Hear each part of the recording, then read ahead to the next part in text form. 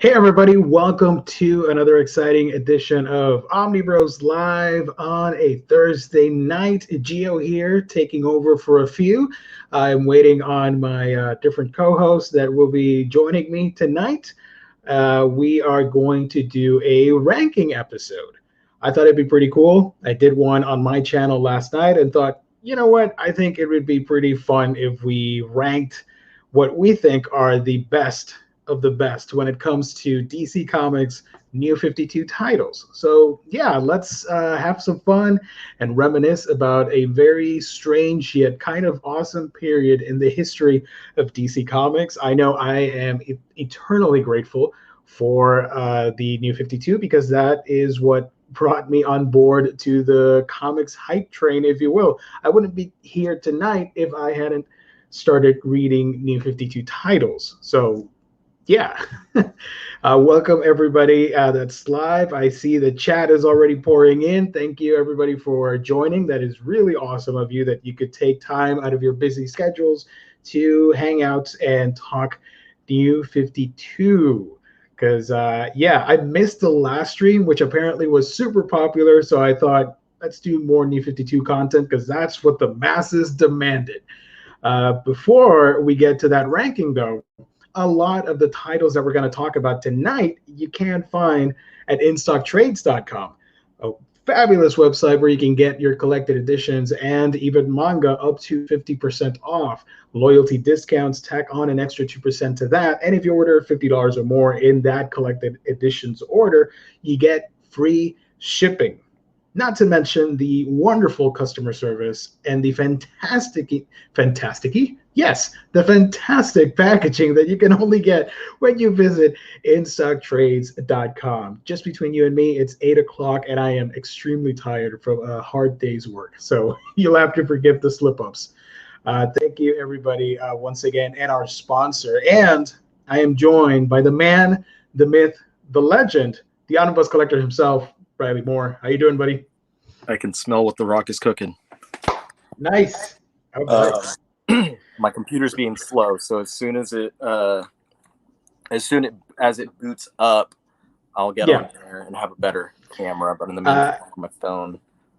No problem, man. Hayden, if you want storms and thunder and lots of curses to happen, then yeah, I'll sing it. But I wouldn't advise that for the safety of others because it will sound terrible and bring about hundreds of plagues if I start singing. What is a manga talk? Jess's jingle? The instocktrades.com or something like that. Nice. All right. Shout out to Tasty Melon, who's still trapped in the Phantom Zone. Hopefully he can somehow get out of there. I'm rooting for you, buddy. Thank you, everybody, for tuning in. Lionheart, Jesse, Hayden, I want storms and thunder and curses. Then you should come out to Texas last night. I was just going to say, there's some storms brewing way over there. So let's see. Tasty Melon asked me earlier on one of my videos what part of North Texas I'm in. My wife doesn't like me to say exactly what city or anything that we're in, but suffice to say we are north of Frisco, but still south of Oklahoma. So that gives you an idea somewhere. Let me just say 380 north of there. And that should give you a bit of an idea of how north we are. Yeah. Gotcha. I love that comment, by the way, from Canadian Invincible Comics. Was this clickbait to talk about manga? Because I'm all for it as well. No. Manga will be next week. So, yeah. Sorry to disappoint. Sorry to disappoint, but today we're talking New 52. Canadian, post your address, Ryley. We're your friends. Sure, nothing bad could happen. I'm going to get a severed finger in the mail or something. Omar recently got a P.O. box, so if you go to his channel, look up for his address. Please send him the wildest things you can imagine, but don't tell him I said that. I just want him to get the weirdest packages, like the weirdest comics you can find, random stuff, the weirdest manga. Please, it'll be hilarious. Let's see. Joe Goose, thank you, buddy. Everybody's tuning in. That is awesome. Tasty Melon, I will answer that. It is pretty awesome. Ryley's evil twin. Oh, your computer's up? Let me remove you. Oh. All right, cool. Oh, feedback. I got it. Okay. Man, people really loved that last New 52 episode. I know. I wasn't on, and I was a little bit jealous. I'm like, oh, I wanted to talk to New 52. It was so well received that that's 100% why I did a New 52 episode on my channel. There you go. Not even gonna, and that video did a ton on my channel. So if you haven't checked out mine, I did my top 10 most wanted New 52 Omnibus. So be following that up. People who follow my channel and stuff know this, but I'll be talking about Rebirth Omnis. I'll also be talking about some of the impacts. I think the video I just posted was a haul where I got the last few of the Hanna-Barbera. So I'll be talking about those things. But yeah, that video just gave me a lot of attention that I usually get in a small amount of time. The only videos that I get traction on quickly are haul videos, which it's funny because they're the ones that I put the lead into. That happens. So. Same with me. Like, I don't have a large following or anything, but whenever I post a haul video, it does exceptionally well. I'm like, I guess I should just keep buying stuff and posting videos about that stuff. Right. So. Right. I joked about it, but I'm just going to grab random books and just say that it's a haul. Just be like, hey, old Death Note Black. Yeah. And people be like, the people who pay attention are like, I saw that on your shelf already, like a year ago. Like, no. I got this new Batman book. Nobody's seen it before on my shelf. Rave Master. I got Rave Master. Rave Master. There you go. Oh, Hayden, I love that. Everyone sent Omar Polaroids of feet. That would be creepy because even if it gets to a PO box, if it's scanned or something at the post office, they'll have some questions. It's gonna be hilarious. But yeah, accidentally, I sold a book, and I don't remember I mentioned it here, but I accidentally sent a Polaroid of me with my dog because I was using it as a bookmark. And the guy that received the books, like when he got them, he's like, "Hey, just got."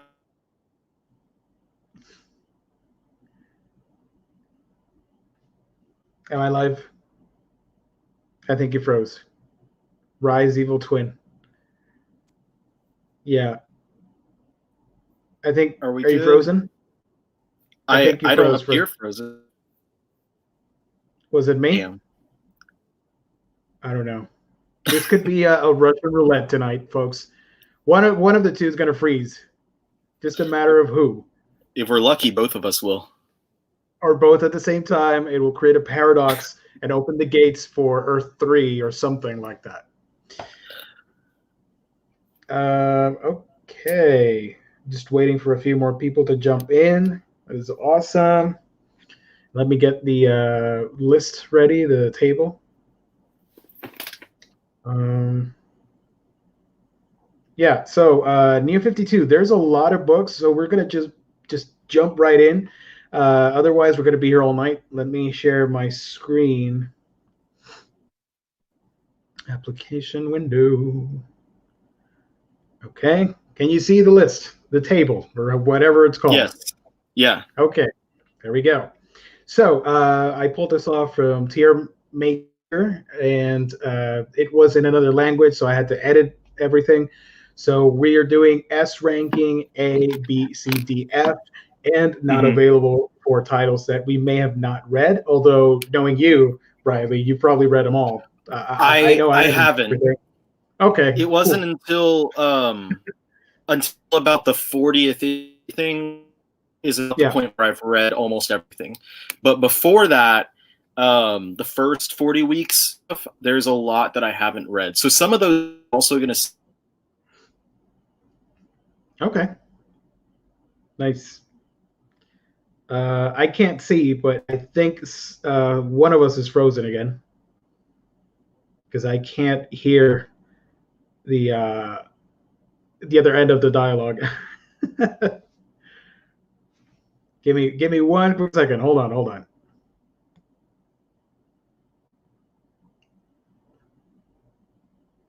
John Air Windows. Geo is a ranking machine lately. I love ranking videos. That's one of my favorite things to do. Honestly, it's fun and you can engage with the audience. And yeah, okay. So figured that was the case.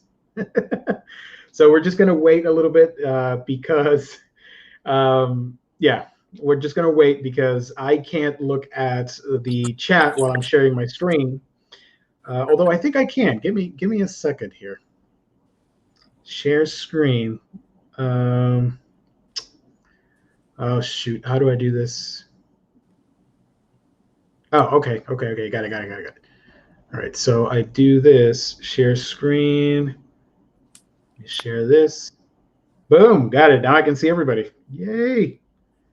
So I'm gonna fix this for a second. Okay. All right. What's up, y'all? Right. All right, here we go. Sorry about the technical hiccup. That was the interlude before we started.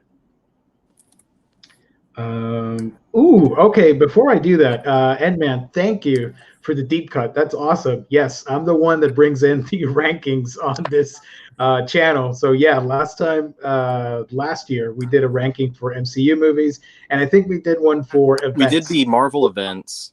Yeah, with Lou was there with us that night. Yeah. All right. Shoot, how do I get my other picture back? Oh, there we go. All right, let's start this thing. We're just going to go in the order of the pictures there. Let's start with Action Comics New 52 from Grant Morrison.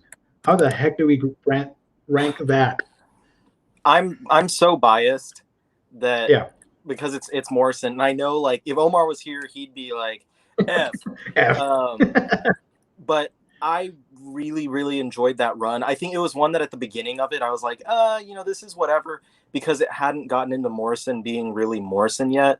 But once like it moves past the first arc, it really gets into more of his really off-kilter territory. And I thought it was really well done after that point. So for me, it's I want to be fair to people because it's not even the best Morrison. It's good Morrison, but it's not the best. So I'd say a B would be my ranking. Okay. I agree. It's not the best Morrison, but I had a lot of fun when I was reading it. I was actually picking it up in singles when it came out, and I liked it a lot more than the regular Superman title because that was, for me, that was really bad. And with Morrison, you got a little zany fun, and you tapped into the multiverse somewhat, and it had like basic Morrison crazy levels where you're not too confused, but you're still having a good time. So yeah, I think I would agree with you at a solid B. I think also it was cool because it loosely ties into more of his work, like you said, some of the multiverse stuff. So it makes kind of a good bridge between some of his previous DC work and going into the Multiversity event that came out a little bit later.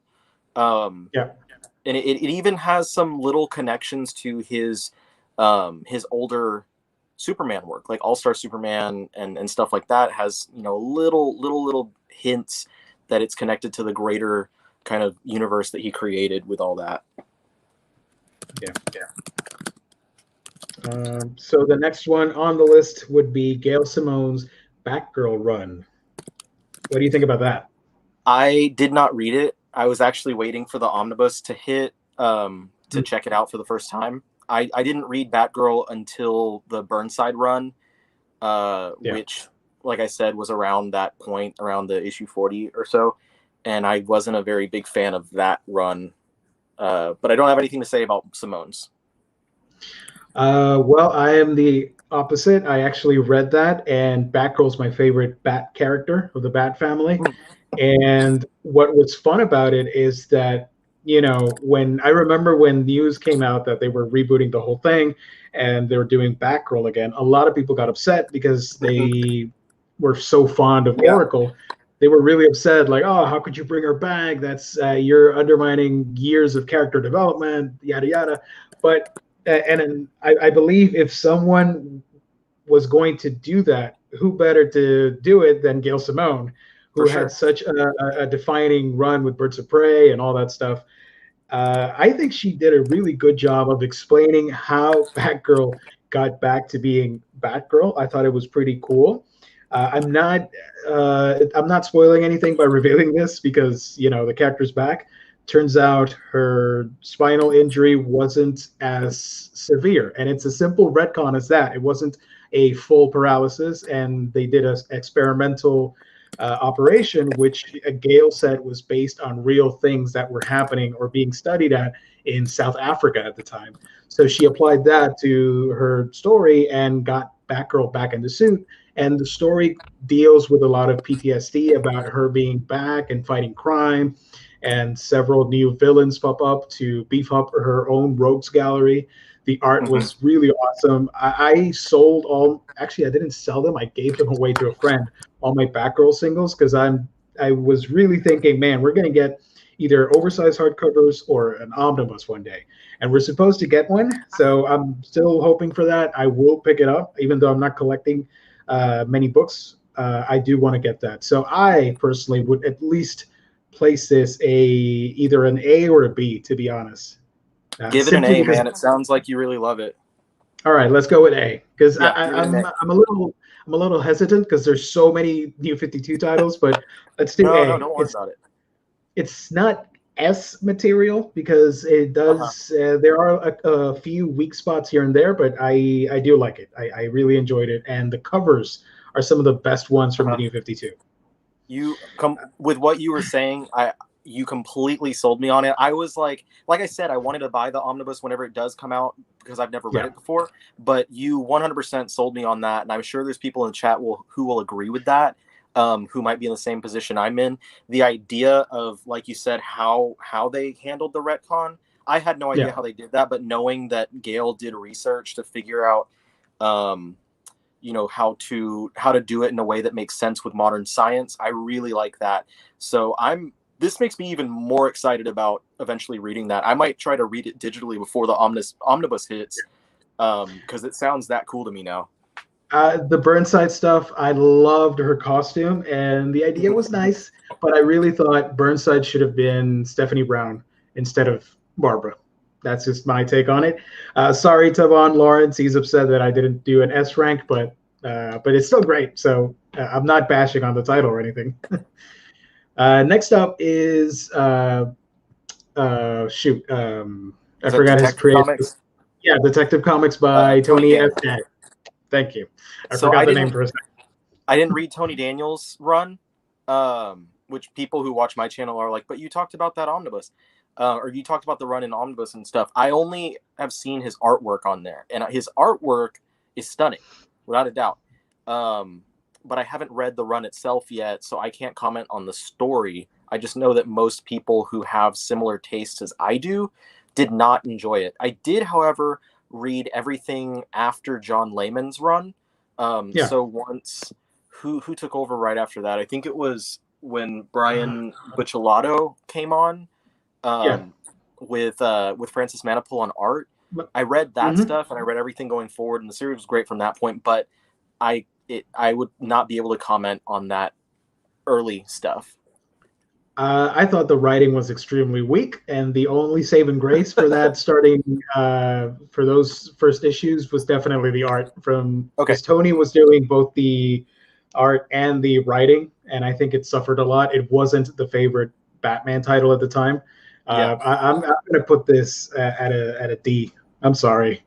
It's just really, for me, it was really bad, and the only saving grace was the art. but there are so many other titles in the New 52 where the art is better and the story's better. So I don't feel comfortable putting it a C just yet. So it's not an F by any means, because he did have some cool ideas, but it's just D. Next up is something I know a lot of people are going to be vocal about. The first, I don't know if it counts the whole run. Let me check real quick, because if it's just the first 16 issues, then it's awful. But we're talking Green Arrow New 52. How do we judge that? Because apparently they're just putting every Green Arrow book in there under one little image. This is another one I hopped on when Lemire? Jeff Lemire came on. Yeah. And I read the series all the way to the end. So I didn't read the first 16 issues or whatever, because like you said, I had heard really dire things about only the first few were JT Kroll, and then it was Ann Nesenti for the next year. But when Lemire came on, it was awesome, in my opinion. Oh yeah, it was what issue 1 should have been. It took them 16 issues to get there, but they got there. But the art, I didn't like it. And that first cover for Green Arrow, he looked straight up like a Wolverine clone. And the art, and they went with a Playboy, like more on the Playboy side of Oliver Queen. It was just a hot mess. I didn't like it whatsoever. And I do want to, the fact that it's not separated from Jeff Lemire, I would have placed it as an F easily, but since it's a new 52 Green Arrow in and of itself, I have to go. I have to do C, because it's including the Jeff Lemire portion and not being separated by it. But it's one whole package. You can't rank two halves of the same thing. So I'm gonna have to be fair and place it right there with a C, simply because those first 16 issues did a lot of damage to that book.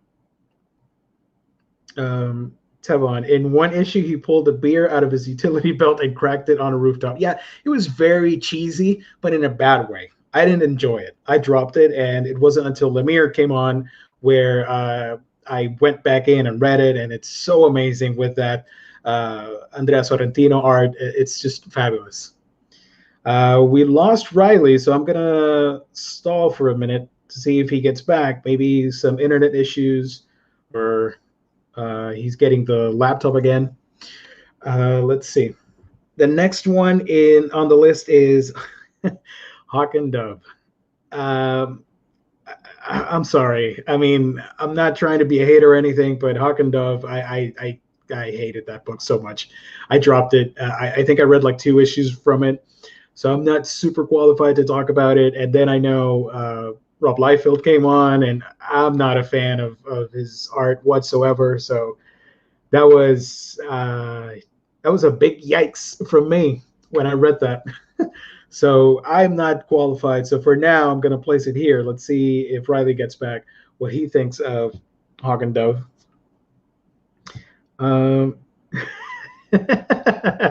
Quick, rank everything before he gets back. All right, let's do this. What the heck is this? Justice League International. I'm sorry, but I did not read this. Let's leave that here. OMAC was actually pretty cool. I liked what they were doing with OMAC with shoot. Oh my God, I'm blanking out. Help me out, chat. I'm forgetting names tonight. Oh, Dan Didio, thank you. Brain. Didio's OMAC was pretty decent. I liked it. I'm gonna add this to another C level right there. Wasn't too groundbreaking for me, but it had cool concepts and art, and it introduced me to OMAC, because again, I was a newbie when it came to comics in general, and the New 52 sort of helped me out, and I thought it was pretty cool. Let's see. Are we going to get Ryley's evil quadruplet? Maybe. I don't know. Let's see. Didier just left and Joe already forgot who he is. Man, there's so many names on the freaking New 52 list. I was blanking out for a second, but I remembered.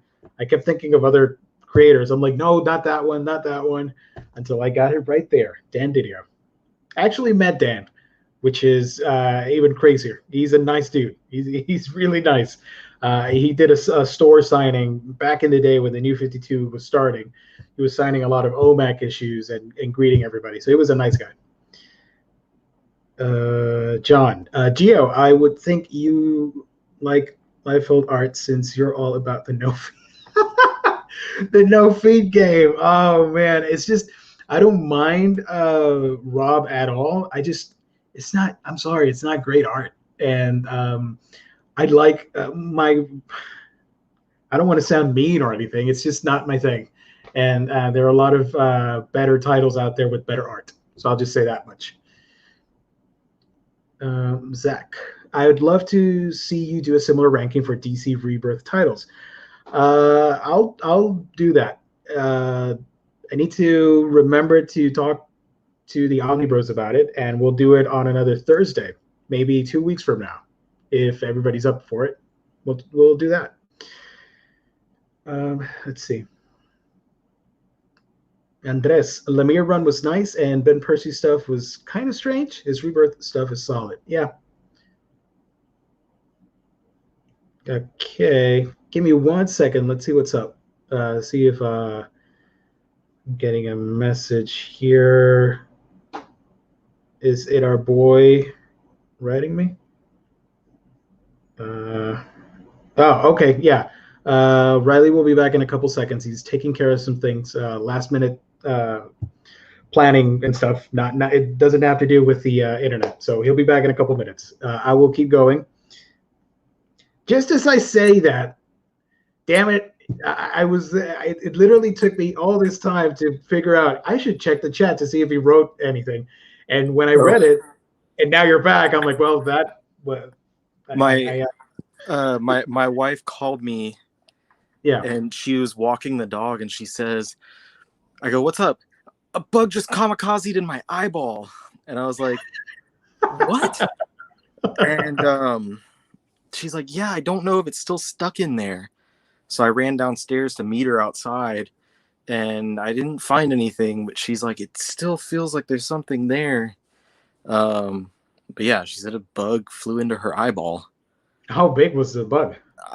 Couldn't have been that big, but she said it was like, because she pulled out her phone, I guess, to like look, and then when she did that, in the camera on the phone, she could see like it was there, and then she rubbed, and she says she probably got it out at that point, but that it's still like she still had a feeling, but I don't know. Oh. Anyway, so it looks like you decided Green Arrow was a C, or is that like averaging all of the runs together? Yeah, because I thought the person who made this list, I thought he was going to separate the initial run with Lemire, but it's not everything. It's everything together, and I can't really judge two different runs from the same book.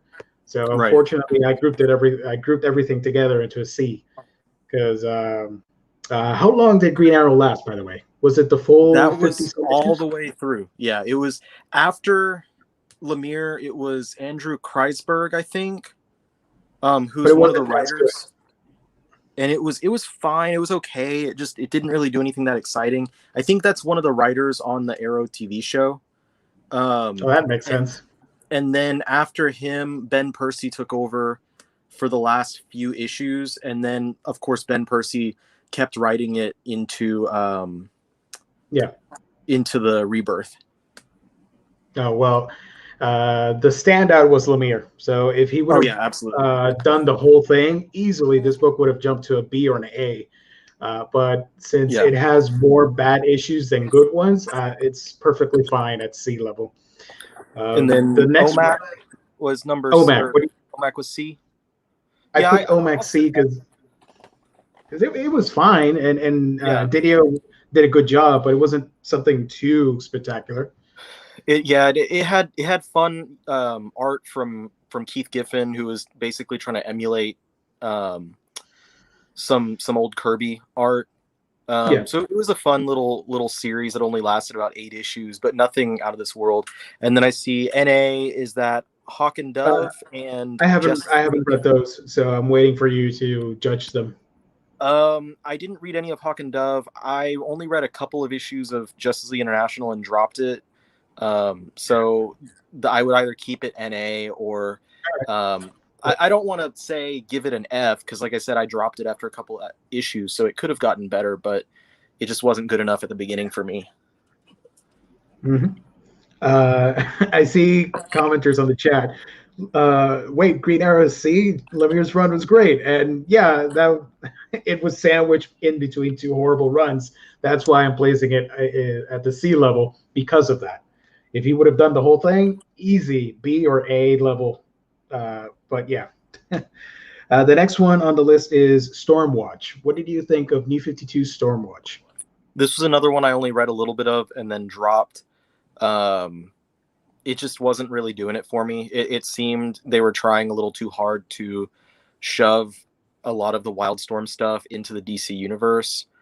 So, yeah, I'd say D or F. D if we're being nice. Some people are probably going to be upset. That's all right. I mean, people get upset about everything, so it's okay. Yeah. So the next one goes to the top. Jeff Lemire's Animal Man. That was absolutely one of my favorite of the entirety of the New 52. Such a good series. That one, if it's not an S, it's an A.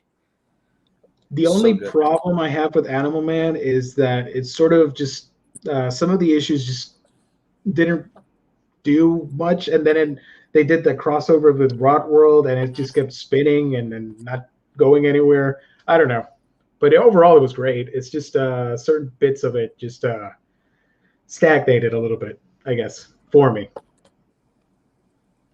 But I would say A easily, and that art was fantastic. So yeah. Batwing. What do we think about Batwing New 52? I bought all of the trades because I wanted to read it, but I still haven't read it. But it has good creative team attached to it. You get Judd Winnick with Ben Oliver at the beginning, and then I don't remember who the artist is, but Jimmy Palmiotti, I think, takes over partway through. So that's an NA for me. I haven't read a single issue, but it's an NA that I'm going to read. Yeah, I am going to place it. This is a tough one because I did read it, but I didn't really love it that much. It was fine. I thought it was cool. I'm gonna place it over here with the D. It had a good creative team, and I loved the art, but the story didn't really do much for me. Plus, it started crossing over with every single Batman story, so it sort of became a tie-in book for me, and I think that's why I dropped it. Because I remember it did crossovers with Court of Owls, then the other Death in the Family or whatever. I don't know. Next up, this is easily one of the best ones. We've got Green Lantern. Although this is another case of having different writers involved. What do we think overall about Green Lantern New 52? This is the main title. Obviously, when Johns was on there, fantastic. Yeah. And I think that especially John's final issue was such a great send-off because he does that thing where he like shows, years down the line, this is what's going to happen with all of the characters. And it was just a fantastic ending to everything he had done. If we were only judging for that, I'd say it was one of the best out there. When Venditti takes over, he started off kind of rough, in my opinion. He didn't really get his footing until a little ways into it. And by the time that he got to issue like 41 was when I feel like it really started taking off, which that means it took like 20 issues for him to really start taking off with it. But luckily he went through not only the rest all the way through 52, but he got to write another 50 issues of Green Lantern in Rebirth. So I would say that one gets, I'm going to say an A because honestly it would have been an S for me had it not been for the middle portion. Yeah, good point. I read the Jeff Johns stuff and I started reading after and I didn't finish, so I can't judge it. If you do want to read more Green Lantern stuff, I recommend going back and just either powering through or just starting with issue 41, because it starts off a new storyline in the wake of the whole Godhead thing that you could probably jump into pretty fresh. I do remember Godhead. What was they did an event, and I have the book for it, with the New Gods. What was that event called? The one with the New Gods was Godhead.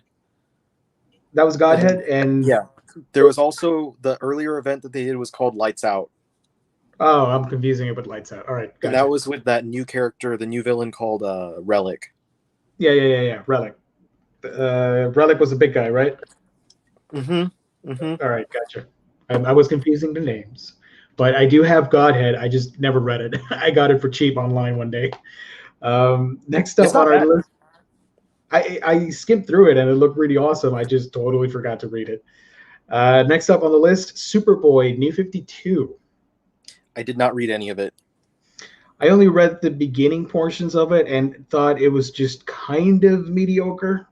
It was fine that he was evil at first and then sort of started reforming himself, but then they did really convoluted stuff with that character in order to replace him with the original Superboy from the previous DC universe, and it was just a mess. I didn't like it. The art, I really love the art though.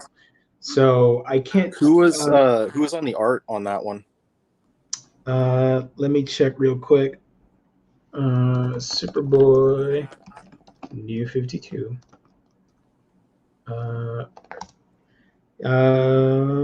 Shoot, I know who he is. I just can't remember the name. Give me a second. Superboy, New 52. If anybody in the chat knows and can help me out, because I am blanking on the name. New 52, there we go. New 52 was... Okay. Oh my gosh, this is a huge article, and I'm just looking for one freaking name. List of publications. All right, I'm gonna leave this tab open because I'm probably gonna forget other books too. Superboy was done by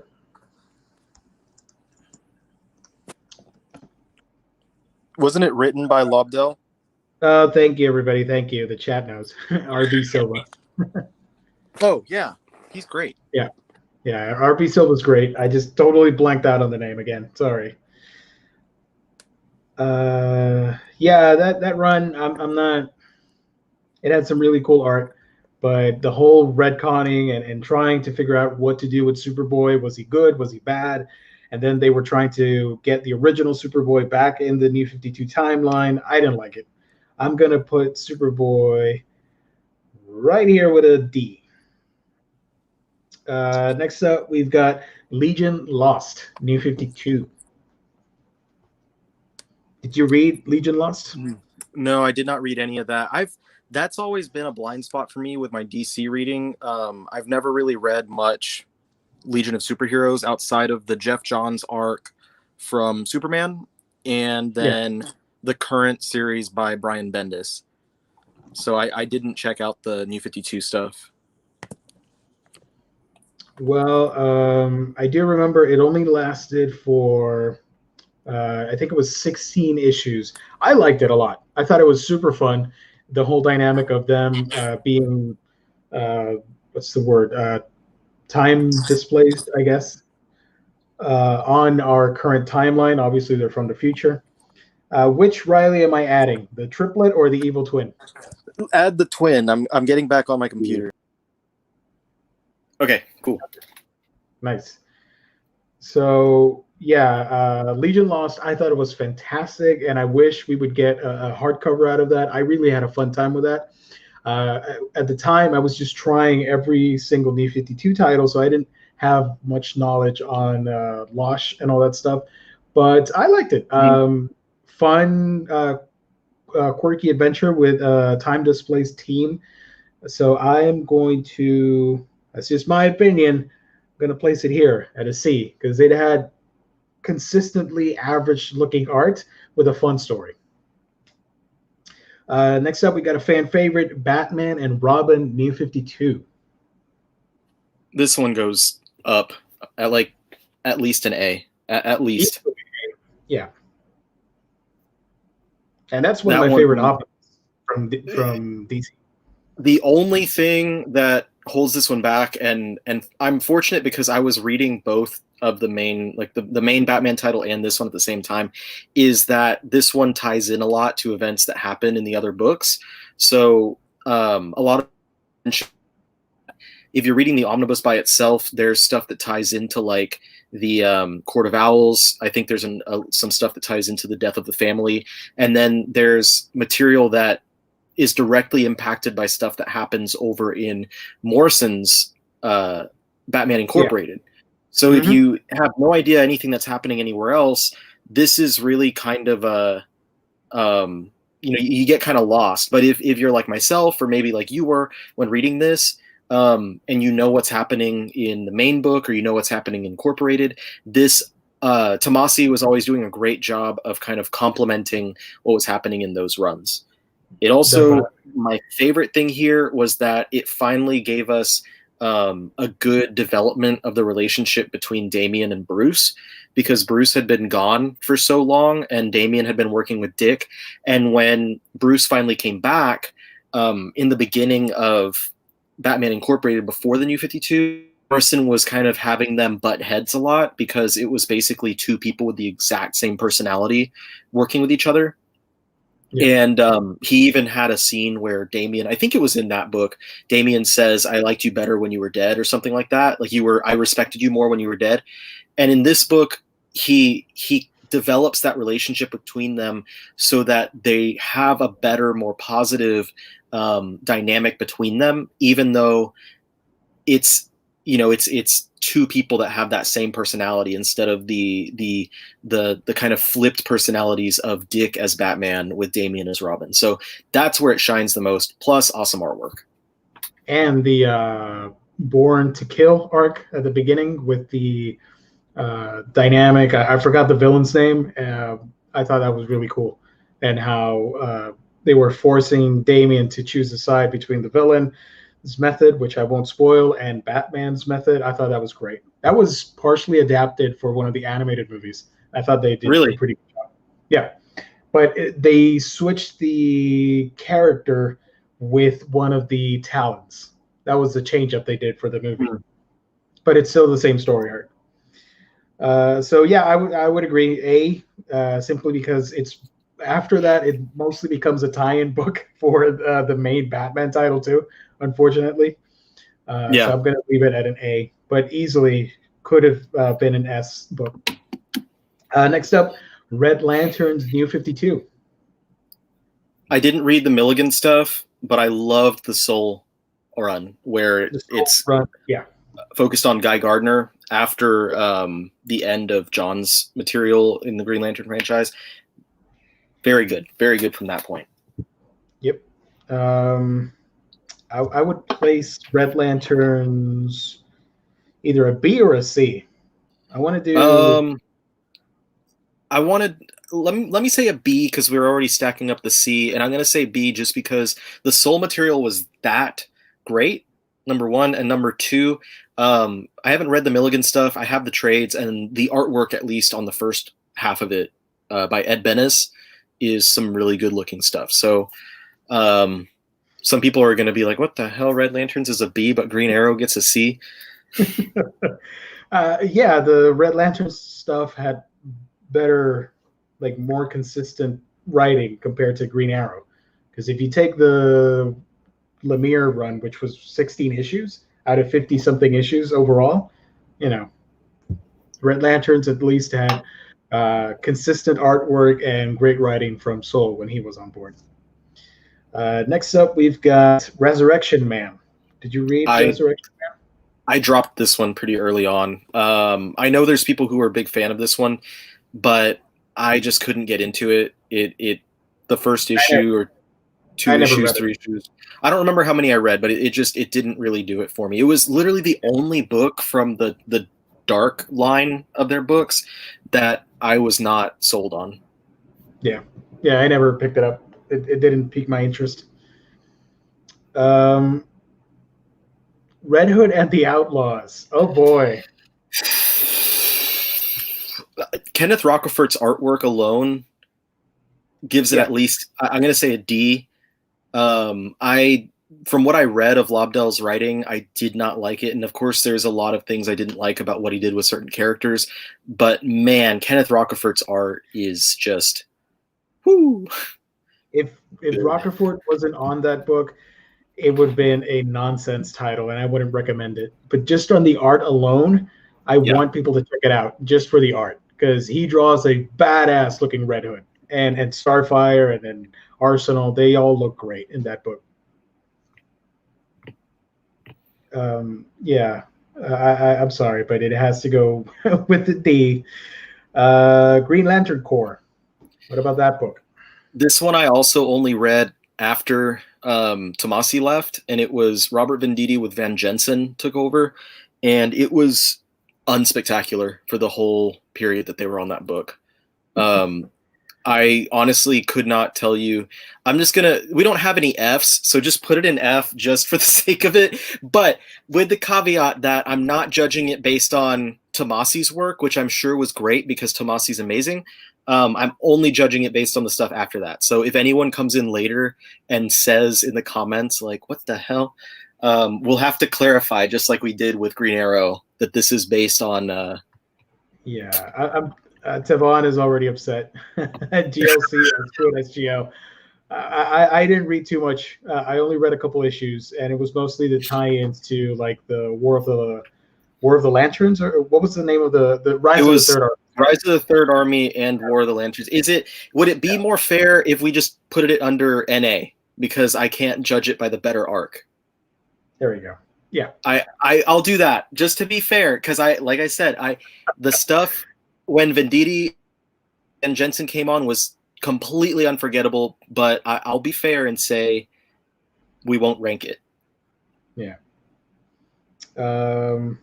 Next one is Catwoman, New 52. I did not read a single issue. I'll save everybody the trouble and put this under F, because it was god-awful. I didn't like it whatsoever. The material when Genevieve Valentine took over from the last year was supposed to be really, really, really good. Like a lot of people said, but I haven't read that. I never got to that part, but I did read a good chunk and I hated it. And I remember when the first issue came out, and there's a very, for a DC comic, I thought it was kind of explicit, a really sensual sex scene with Batman, which was just really odd to start off the New 52 like that. I remember a lot of people online were like, wait, what? What's happening? But I didn't like it whatsoever. I remember that blowback as well. But yeah, if there's anyone who's a fan of the Valentine run from the end, apologies there. Neither of us have read it, but I know it's supposed to be great.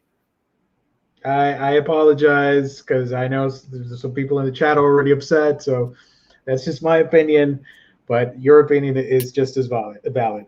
The next one is Green Lantern's New Guardians.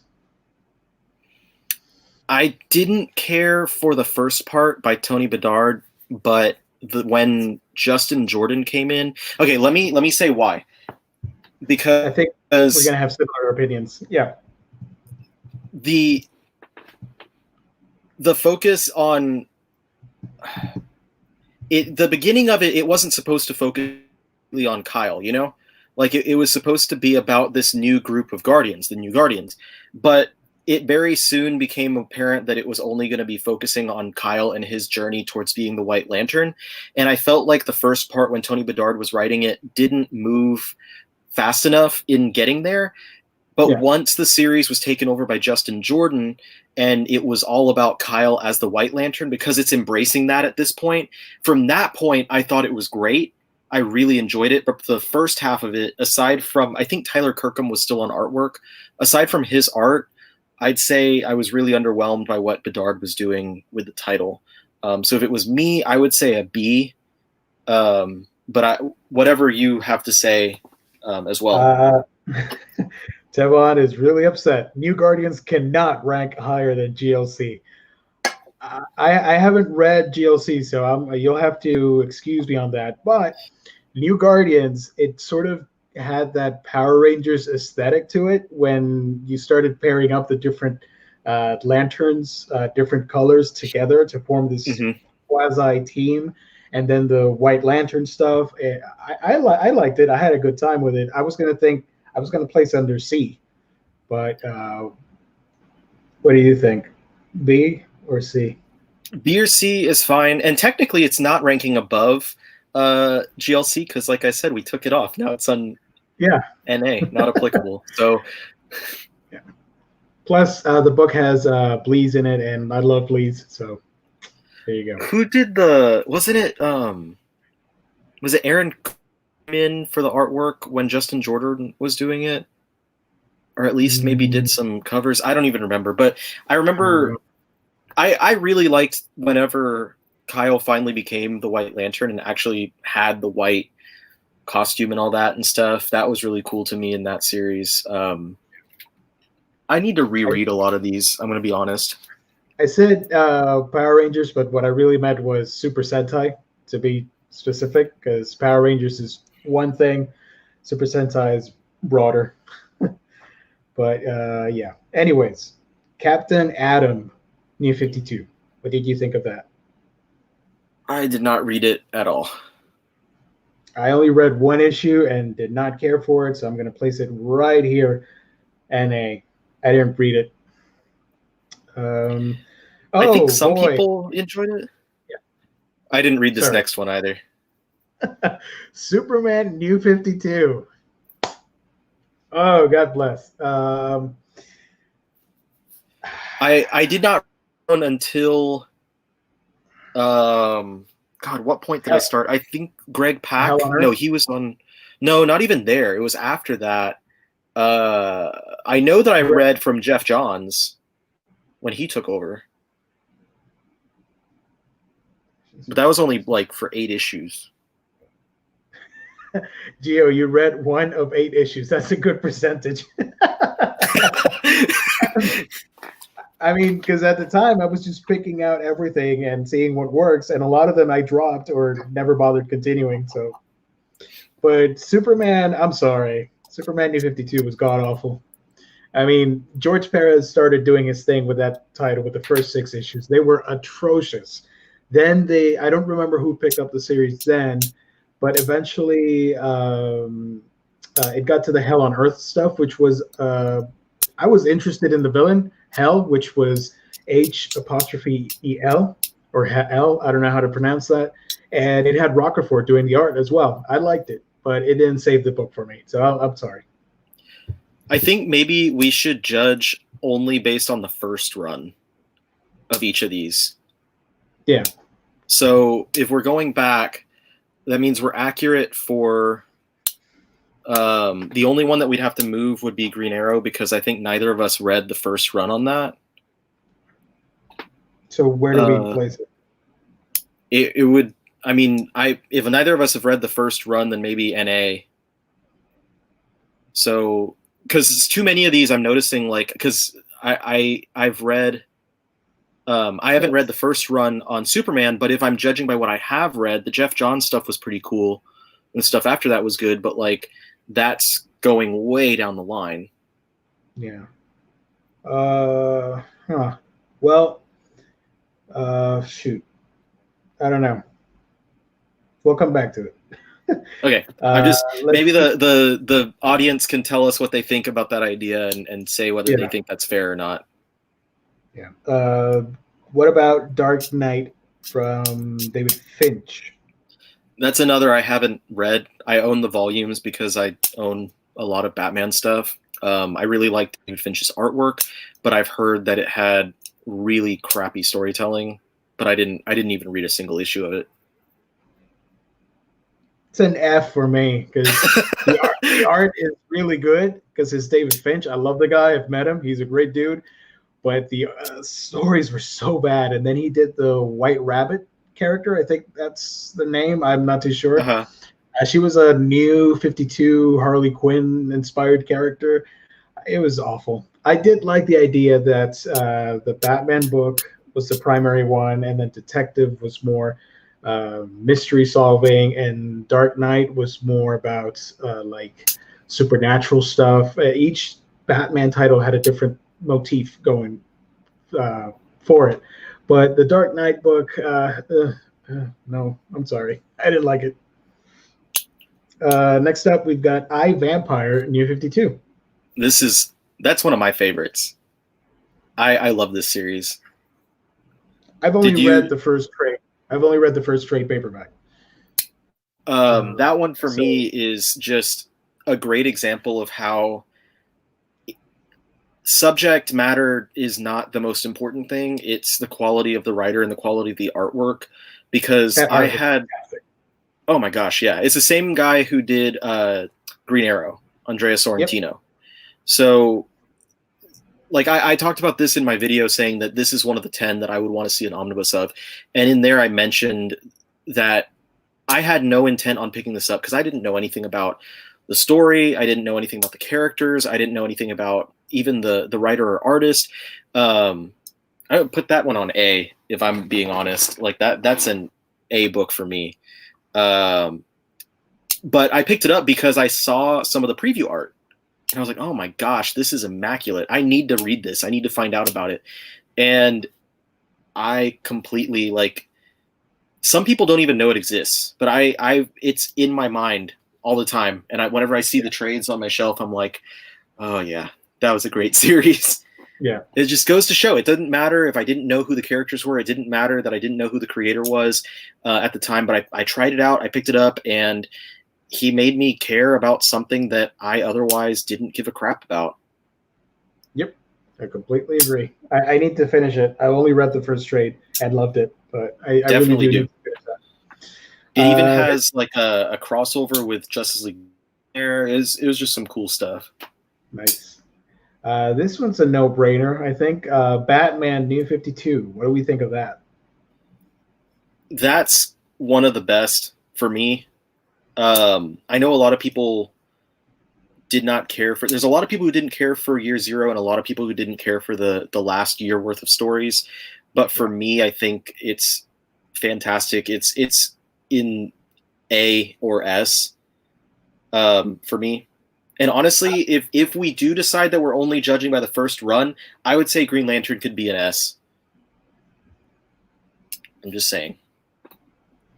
Yeah, I mean, it's still, some people might not have liked that stuff from the Batman run, but it was still fun to read, and it had fantastic art all the way through to the end. So yeah, Greg Capullo is just, he did so good on that book. He did so good on that book that now he's known as a Batman artist. Like, that's how well he did, is that his name, which was once only synonymous with a lot of the image books that he worked on, like his runs on Spawn and stuff like that.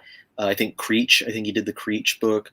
Now he's very well known as an artist on Batman. So I know there's people who will say, you know, this one was not as good as like Batman and Robin, for instance, which we placed as an A. But remember, and if you came in later, the reason that Batman and Robin gets listed as an A and not an S is because it's held back by the fact that you kind of need to read some of the other books to 100% know what's going on with the tie-ins and stuff like that. Yep. Yeah. And keep in mind, we're judging only New 52 stuff. So in the middle of the New 52, easily Batman wins this. Next up, we've got Batwoman, New 52. This one, again, judging just by the first run on it, was really freaking good. I'm going to beautiful say artwork. Easily an A. Even when J.H. Williams was not doing the artwork, even when it was like, I think, who was it? Trevor McCarthy, I think, that popped in. Whoever the filler artists were, I think it was still McCarthy. a beautiful book. It was still a beautiful book all the way through. And I know that like they left the title a little prematurely, but the work that they did there was so good. It was so beautiful. This was also, mind you, a title that we had been waiting on for a while. because it was supposed to be published pre-New 52. There was an issue 0 that was published before the New 52 even began. It was coming out of the success of J.H. Williams and Greg Rucka's run on Detective Comics using Batwoman. Yep. And with success there, they then teased for a while, and finally we got that 0 issue, but then all of a sudden it was like, well, the New 52 is around the corner, so it wound up getting delayed further, and they just started off with a fresh number 1. And I loved it, and I've been waiting and anticipating that Omnibus to come out. I am on it on day 1. That is a great run. Yeah, it's a great run. What about, and I completely agree, by the way, so I think A is appropriate. It's a shame it couldn't finish. The creators left because of controversies, but I thought it was great. Birds of Prey, New 52. I did not read any of it. I know it was not great, but it was one of my guilty pleasures, and I read like a good chunk of it, and I like the art. So I am going to place it right here, a solid D. What about Deathstroke, New 52? Oh boy. I also did not read this one. Is this the run that got the Omnibus, or is this before the run that got the Omnibus? That's the one that got the Omnibus. I didn't like Deathstroke. Let's do another D. I don't want to upset people because at least it had some nice art. Before didn't Liefeld come on for some of the art a little later though? Liefeld was on every week book in the New 52 for some reason. He did art. He was on Hawk and Dove. He did Deathstroke a little bit. He did Grifter. Grifter. Man. Let's see. What about Demon Knights, New 52? That's one of my favorites. Either an A or a B. A or B. I didn't read the end of it, but I really loved it. I thought it was really great. It was really fun. That one also wound up on my top 10 most wanted New 52 Omnibus editions. Everyone that read it loved it, and I am very happy that they took the chance and let that one run for over 20 issues. What about Frankenstein, Agents of Shade? Dude, I love that book. That's such a fun book. I think it's another B, in my opinion. Yeah, I'm gonna say B. It's dumb, fun. That like this is the type of stuff you can only get in this is comic books. This is comic books, and it has Alberto Ponticelli, I think, is the artist on the book, and his style I know is very it's very divisive. Some people really like it, some people don't. He also worked on Dial H later on, and he worked on the Ninja Turtles books for a little while. But I thought that it was really a fitting style for this book because you're focusing on these like monsters, and his style really lends to those grotesque characters. And it's also not that far off from Jeff Lemire's own art style. So it fit with Jeff Lemire's writing. But if you like deep cut type of series, really different comics, and the idea of a superhero team that consists of Frankenstein and his wife and a bunch of other monsters sounds like fun to you, then you will absolutely love this book. I think the biggest downside is that it ended pretty early. It only had like maybe a dozen issues or so. Yeah. 2 traits, I think. Yeah. Next up, we've got Grifter, New 52. I didn't read this one. I didn't read it either, but issue 0 scarred me for life. That is an awful issue. I hate that. I hate that with a burning passion. That's the one with the Liefeld cover where he's on his knee with the weird, his gun is pointing. Yeah, it's awful. I would do an F, but I didn't even read it, so not gonna go there. I'm sure there are people that like it. Next up, this is what the heck was this book? Was it just Legion? Legion of Superheroes? I think there was Legion Lost and Legion. So what did you read that one? I did not read that one. All right, let's put that here. The War book. I also did not read Men at War. Men at War, thank you. Let's put that there. Nightwing, New 52. I only read a little bit of this one. I enjoyed what I read, but I can't judge it fully because I didn't read very much. I think that run, in all honesty, it had some nice ideas, but I'm going to place it at a C. I did like when he moved out of Bloodhaven, and I did appreciate the red costume. I know a lot of people were upset because it wasn't blue, but I like the whole red outfit thing. And when Brett Booth came on, I loved that book because I love Brett's one of my favorite artists. So I really liked that part when he was in Chicago, I think. But it was nothing. It was just middle of the road for me. Talon is really upset. I'm sorry, man. About which one now? I think Nightwing. Oh, well, he only be upset with Geo. Remember that. Remember that when you're watching my videos. Geo's the one that pushed your Nightwing down. What about Static Shock and New 52? I didn't read that one either, but I did not hear very good things about that run. Yeah, it was. I'm gonna do an F. I didn't like it. And Static's such a great character, which is a shame. I think he deserves better. Suicide Squad, New 52. Save everybody trouble. I didn't start that one until. God, they restarted that series so many times. Yep, it never clicked.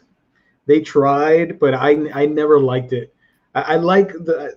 I even have the trade simply because I wanted it for. I don't know. I was trying to build like a mini Harley section on my collection. Yeah. So I had the Harley Quinn Omnibus, and then I added that one because of the cover and all that stuff. But it wasn't great. It was kind of terrible. And then they even had Cheetah and Reverse Flash join in as Suicide Squad members, which I thought was kind of weird, but I don't know. I didn't like it. I think I started reading later on when they rebooted it as like the new Suicide Squad or something. And I remember for a little bit, it was written by Matt Kint, and that might've been when I came on, and then they rebooted it. And at some point, Tim Seeley, I think, was writing it. And I read it during that point. I don't even remember. There was so many different, like you said, they kept trying and trying with that book, and it never got its footing. And even now they've rebooted Suicide Squad multiple times during Rebirth and stuff. And now the Tom Taylor series, which I'm really enjoying, is apparently only going to last for a few more issues. So next one, Wonder Woman New 52. I am going to go ahead and place this here because it's one of my favorites. Absolutely. I don't care about any opinion. I know some people are like hard on this one because it's they say it's not a Wonder Woman book. It completes a lot of her like history and stuff. But for me, I absolutely love that book because I wasn't familiar with anything to do with Wonder Woman. So to me, it was a nice, fresh start, a nice, clean look at the character. You didn't need any continuity, and cool. The way that Brian Azzarello uses her family, all the different gods and stuff, and his interpretations of those characters. And that's not even beginning to mention the amazing artwork by Cliff Chiang. There is a reason why this is one of the few New 52 titles that has gotten both an absolute and an omnibus edition. Yeah. Jesse talks about the David Finch stuff. It was so minimal that I'm not even bothered by it. It was just a solid run with Azzarello and Cliff Chiang. The last year or so, whenever Meredith and David Finch come in. Yeah. She had the armor and stuff. But again, we're trying to talk about just the beginnings of these series, just the first runs, because that's a lot of what we've read. Yeah. So next one, Flash New 52. This one is somewhere towards A or B for me. I want to say B because all it had going for it was really freaking amazing art. The story I didn't really love that much. I really liked the story. I thought the story was really good until maybe about halfway through that run by Buccellotto and Manapul. And then for the latter half of their run, it was fine. But like you said, it still had amazing artwork. So it was worth following after that point. I realized, okay, like I think a lot of it is because it's a story being told by an artist, and I don't think that Buccellato or Manipul had done much writing prior to that. Yeah. So what do we leave it at B or? That's fine with me. Yeah, I'm fine with that. Next up, Teen Titans New 52 from Scott Lobdell. I didn't read this one. I am really upset that I wasted money on this series. But it had one of my favorite artists, which is Brett Booth, and I love his new this book's art so much. Same with Red Hood. It's the same situation with Red Hood. I made a custom T-shirt, which I still own to this day, on the proto cover for Teen Titans #1. I love that so much. And Tim Drake's my favorite Robin, and I didn't mind that they did the whole retconning, like, oh, I've never been called Robin. I've always been Red Robin. I didn't mind. Whatever. But the story was not that great. The art saves it from an F. I'm going to put it at a D. All-Star Western. This is easily, I think, either A material or borderline S. You put it wherever. I didn't read any of it. I hate to admit. Oh, it's so good. Yeah. It was just gritty, fantastic art. The writing was solid. I loved it. It even had a freaking tie-in to Court of the Owls, which was, when I saw that, I'm like, wait, what? But I remember that. Yeah. I remember that from the solicits and stuff. So did it still focus on Jonah Hex? Yeah, for the good chunk of it, if I remember correctly. Did it follow after the previous Jonah Hex title, or is this something that I could have jumped into without any? I think it was pretty reader friendly for the most part. Okay, yeah. Cool, because that is one that I did not read at that time, and I've always assumed that I should have probably read. I mean, yes, I probably should have read the Jonah Hex title from Gray and Palmiotti anyway, but I always assumed that I needed to have read that to enjoy this. This next one is S. I'm not even going to bother. It's Aquaman from Jeff Johns. Even after Johns, when Jeff Parker takes over, oh my gosh. It's just as good, so in my opinion. Yeah. And then I know that everyone hates the Cullen Bunn run on there, but it was only for like 7 issues before we got Dan Abnett. So and this it's so good that this run has really done a lot to define the character going forward. I think that Johns did so much to I don't want to say legitimize, because that kind of insults the character, but I mean, it's almost true. Like, he did a lot to try and legitimize the character for a generation who had only known Aquaman from being like the butt of jokes and stuff, because it'd been a little bit since he had an ongoing title at this point. And he had been gone for a while. We didn't see him back until he came back to life from the Brightest Day storyline. So, that was so good. Next one is Black Hawks, New 52. I didn't read that one. I didn't hear anything good about it either. It's bad. It reads more like a bad Shield book, to be honest. But I'm gonna say, sorry to do that, but I'm gonna place it at an F. I did read it, but I didn't really like it that much. Most for the art. Dead Man. I didn't read it. I think that was DC Comics Presents, actually. A one shot? It was an ongoing DC Presents or gotcha. Or something, and it was just a lot of. I didn't read that either, so I can't say, but I think that's what that one was. Well, let's see here. I don't know if I can fit more. We'll see. Firestorm. Didn't really care for it. I didn't read it. Let's put it over here. We're already filling this thing up. Hey.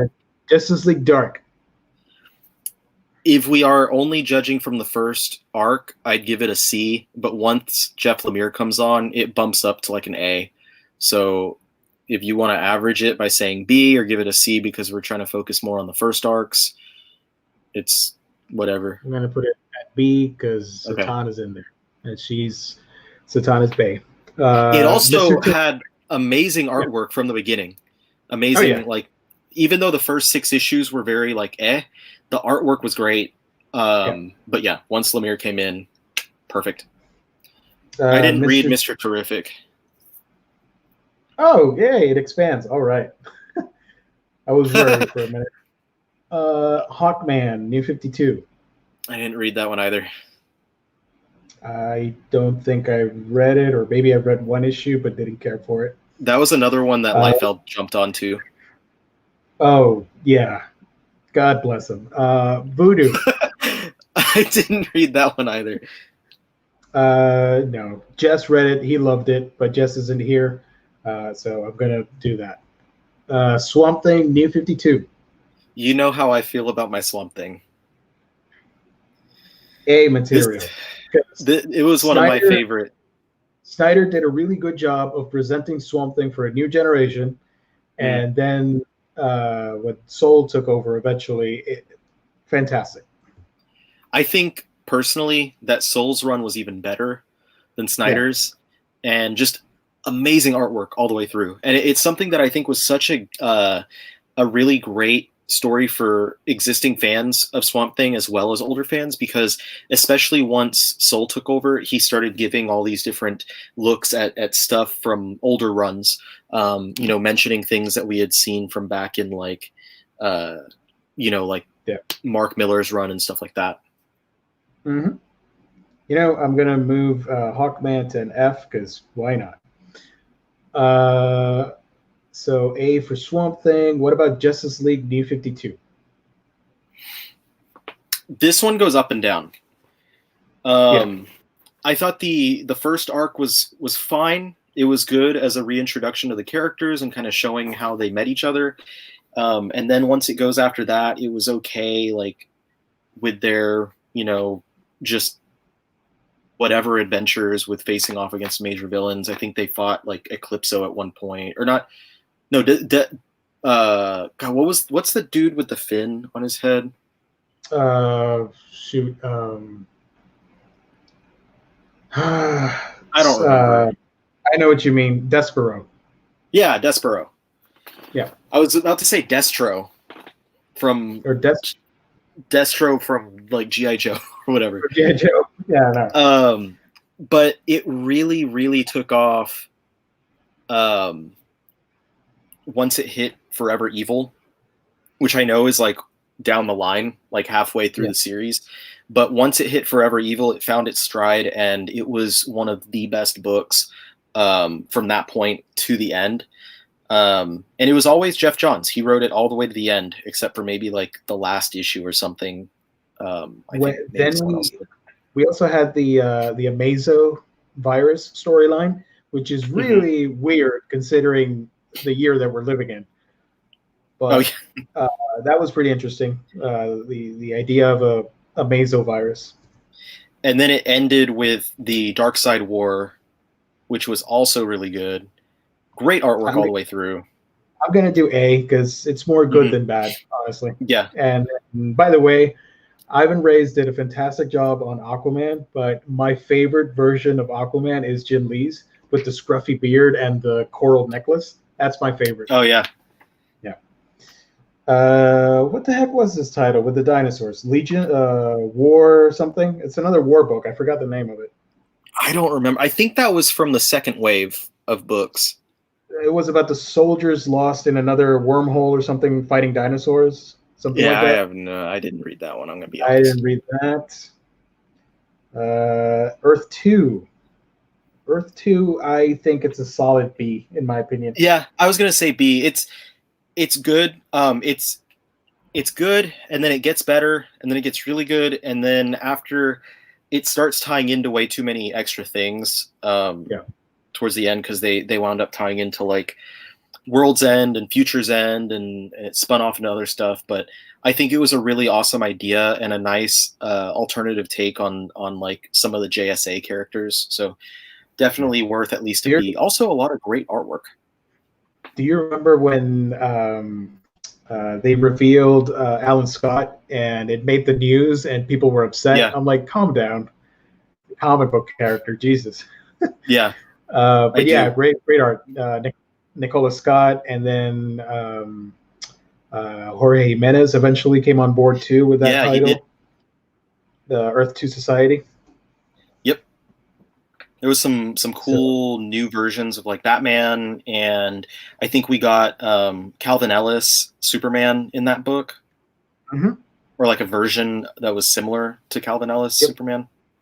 He was Zod related. And Tom Taylor did when he came onto the book after James Robinson, he did an arc that was kind of similar to Injustice with like an evil version of Superman. What about Batman Incorporated, New 52? You already know. It's Morrison. I love Morrison. This had great artwork from Chris Burnham. It wraps up Morrison's epic that was, a decade in the making or something like that. It's so good. The only thing that I would say was a negative is because it was part of the New 52 that it had to kind of adjust a little bit, and it couldn't use some characters in the same way that he was using them before. So there is some stuff that's a little bit messy at that point, but otherwise I absolutely love that series. I cannot wait to get the omnibus of that. But yeah, so, you can put it at S because that I'm gonna take this one as my like you got Aquaman, I get Batman Incorporated. Next up we've got what the heck was this? Ravagers. I did not read that, but I have heard it's dookie. It's pretty bad. I liked it as a guilty pleasure, but it's if you were reading Teen Titans. And I think it crossed over with Legion Lost and another title. It was around that same level of writing. So I'm going to do an F for Ravagers. What about Dial H?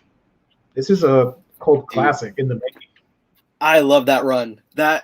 I'm so happy that got an oversized hardcover. This is what I was talking about earlier that had Alberto Ponticelli came on for the art here. This was...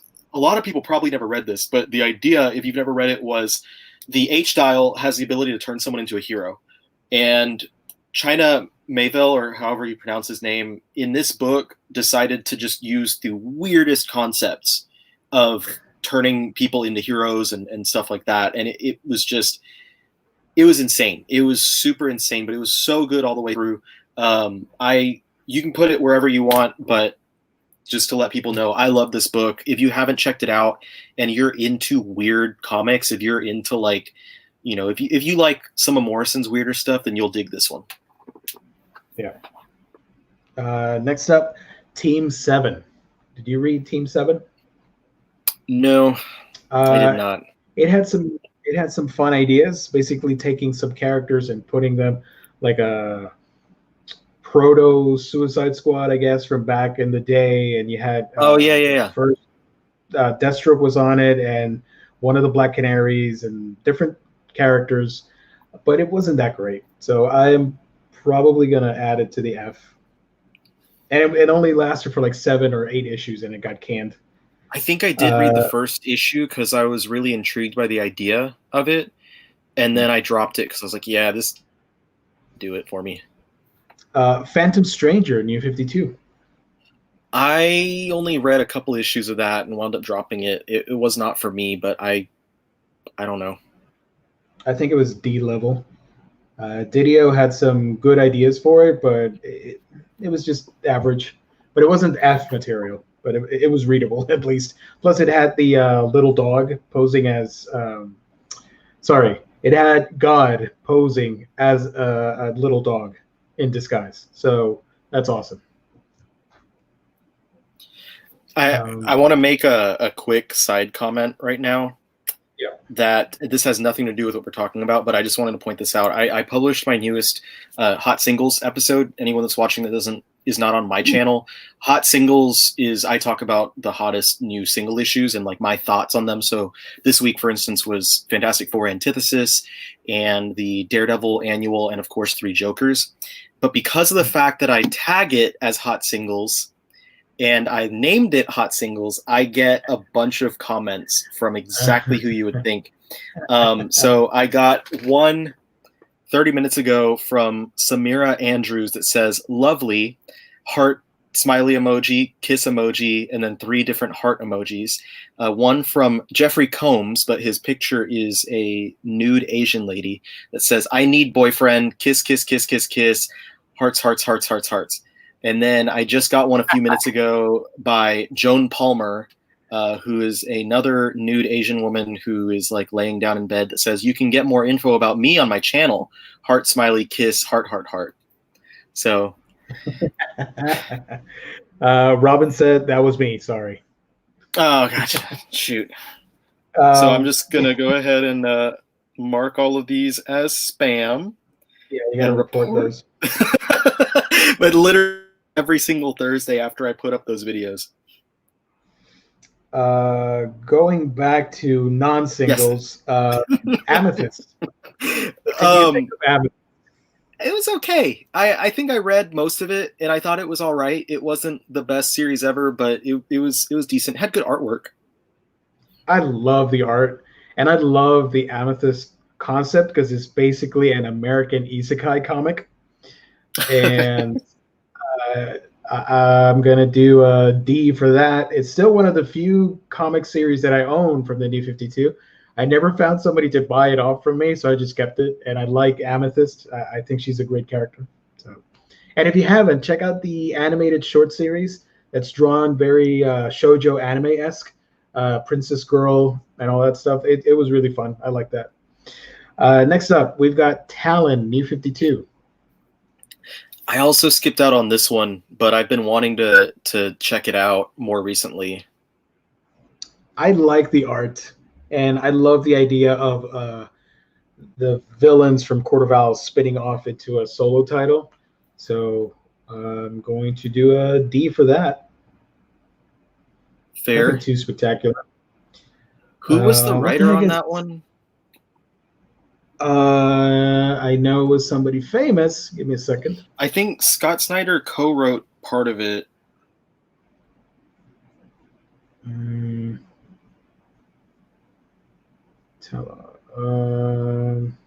think James Tynion IV did it. I think, yeah. I was thinking James, but I didn't want to guess blindly. I think it was him.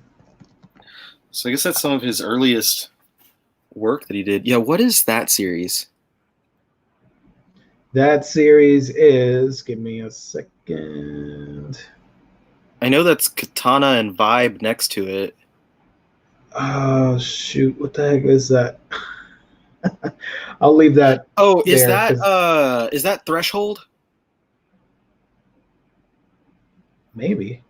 That was the series with the it had the Larfleeze backup feature, but it starred this the main feature was some renegade Green Lantern. I didn't read the main series, but I read the Larfleeze backup and it was decent. Yeah, I think that's it, but I didn't read it. I did not read Katana and I did not read Vibe, so I will just say that right now. I apologize to all the Katana fanboys like myself. She's one of my favorite characters, but I think that is a D level book, and Vibe is an F book. I hated that book. Is he a Puerto Rican character? It was never confirmed, but I looked online and he's listed as Puerto Rican. I don't know. If he is, he's got one of the lamest powers, so whatever. Or at least the original version, because then they did a whole bunch of like interdimensional things and teleportations. I don't know. I'm sorry, Jesse. I mean, it is what it is. He was part of JLA, which we're going to talk about here. What did you think of JLA New 52? Which was different from Justice League. Yeah, the thing that kind of sucked with JLA was that it got immediately sucked into the Trinity War storyline, and then after that, the entire rest of the series until it ended was part of Forever Evil, and it was good the entire time. And I really liked the idea, as it was like this government-funded Black Ops Justice League team that had like Catwoman and stuff on it. But I would say it's either a C or a B. It was a good book. It just unfortunately didn't get to really breathe and be anything on its own. I love that it had the psychotic version of Hawkman in it, and he was constantly pissed at Vibe, I think it was, that was trying to be friends with him. It was just a wacky series. I dug it. And I remember they did the whole 52 variants for it, and each one had a different state flag, including DC and Puerto Rico and all that stuff. I have that issue, and I got it signed by David Finch, so I still own that variant. Next up, Constantine. I dropped that after a few issues. I think most Constantine fans will say it was not a good version of the character. They just didn't really nail it with that one. F. Next up, Supergirl, New 52. I unfortunately did not read this one. I thought it was okay. I nothing too crazy. She gets a lot better when she becomes a Red Lantern, but the art was great. Mahmoud Asrar did the art on Supergirl, and I love that so much. So I am going to, oh boy, I'm going to put it here, a D. Or maybe C. Let's do C. Is that Aquaman and the Others? Yeah, Aquaman and the Others is a solid C for me. I don't know what you think. I didn't read it. I think I might have read an issue, but I didn't read the rest of it. But you are the Aqua fan, so you can put it where you want. I made a video on it on my channel if you guys want to see that. But it's great. It's fun, but it wasn't as good as the original run. So that's why I have it lower. And I didn't really like the art that much. I thought when I was reading it for the first time, I'm like, ooh, Ivan Reyes is going to continue doing the art. No, it wasn't. I didn't like the art. But the story was okay. Just borderline okay. I can't tell what that one is. That's Batman and Robin Eternal. Either a C or a B. For me, it was better than the first Batman Eternal. It was a lot more focused. Here we have Batman Eternal, so we might as well do that too. That one be C or D. I did like that Batman Eternal reintroduced one of the modern Batman villains that a lot of people like. I'm not going to spoil it just in case. Yeah. I like that, but I don't know. The overall reveal was just kind of wacky. I think that wherein this one failed, that Batman and Robin Eternal was successful because it was half the length. Because Batman Eternal had a decent storyline in all, but it didn't need to be 50-something issues. It could have been half that length. But Batman and Robin Eternal was only 26 issues, so it was a lot. It took a lot less time doing nothing, basically. Is the next one Future's End, or is it Batman Beyond? Batman Beyond. I don't think I read that Batman Beyond series, because I think that was the one that had Tim on it. Yeah. Batman Superman New 52 from Jay Lee. That one gets at least a B from me. I really loved the first couple arcs where Jay Lee was doing the artwork. After Jay Lee left, it was still pretty good because Greg Pak was writing it. But it didn't have that same impact on me. Yeah. I don't believe I read that one. I didn't read it. I love the art, but I didn't read it. And then I also did not read. I didn't read that Deathstroke. Yeah, me neither. Is the next one? The next one is Dr. Fate. Oh. Although, what about Deathstroke though? I can't rank it because I didn't read it, but it has to be better than whatever the hell the first run was. So. I liked that Dr. Fate run. It had a really fun story focusing on a new character that had connections to the older Dr. Fate. And it had a lot of really fun artwork. So I would say I'd probably put it at a B. If people haven't checked it out, it's definitely worthwhile. If you're open to the idea of a young version of Dr. Fate. It was a cool way to do a legacy character. I dug it. Is that one World's End? Earth 2 event. World's End, yeah. I don't remember it enough to really rank it, but I remember not liking it as well as I did the previous Earth 2 stuff. Oh, no, wait. That's not. That is Earth 2 Society. The next one is World's End. Both of those I didn't enjoy as much as the previous Earth 2 stuff, but I don't even remember enough about it to say where I'd put it. The only thing I liked about World's End was that the concept of the new gods and Darkseid and all that stuff, they're universal. Like, regardless of the multiverse, there's one Darkseid. So I really like the idea that the reason he's invading Earth 2, when you find out why and all that stuff, I liked it. But it's not a great event overall. I think the next two are the Green Lantern miniseries. Yeah, one is It's Lost Army and Edge of Oblivion. Unless the next one is. Let me try and zoom in here. One of them is the Green Trillionaire thing that I think Simone was writing. I didn't read that one, but the Green Lantern stuff, I don't know what that is. That was good.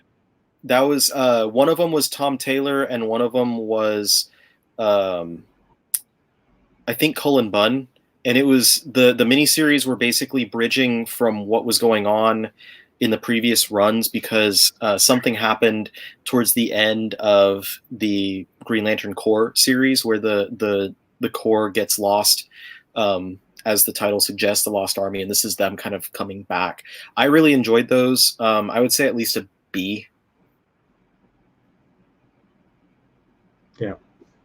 Somebody was asking in the chat if there is one Darkseid, does that mean comic book Darkseid is the same as Snyderverse Darkseid? Technically, it should be because the DC universe movies are an alternate Earth. Similar to what Marvel does with the Marvel Cinematic Universe. But I don't know. Let's just not count it because Snyder himself said the movie, his director's cut, is considered an Elseworlds tale. So, yeah, just an alternate take. But the whole concept was that the new gods are universal, and it doesn't matter what Earth you're on. There's only going to be one Darkseid, one new god family, all that stuff. So are we good with where did I place it? D? Or do you want me to go higher on the Green Lantern? Oh, that one. Put that one at a B. That one was actually really good. Okay. Next up, Harley Quinn, New 52. That one's all you because I was not a fan, so I will let you decide. I think the Harley Quinn run is a solid C. I know if Jess were here, Jess would be like up to the top. I'm gonna, because Jess loves it so much, and he made me a fan of Harley Quinn. I'm gonna do an A because Amanda Conner, the artwork is solid. It was really funny, and it stayed consistently great from beginning to end, even through Rebirth. So yeah, I don't know why I thought C, but yeah, definitely an A. That's a quality book. And I do have two of the Omnis. I'm missing the third one with the Rebirth stuff. What the heck is this? I don't know what that is. That's a blue book. I can't see it. All right, let me zoom in.